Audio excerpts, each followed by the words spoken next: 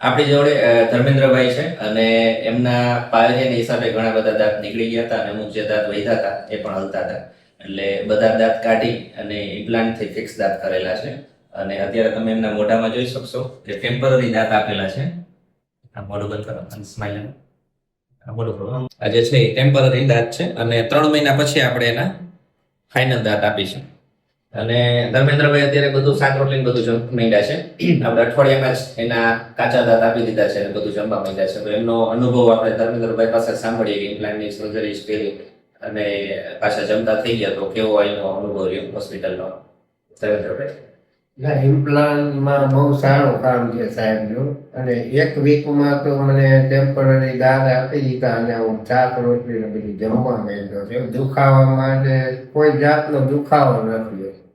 બહુ સારું કામ છે. Thank you.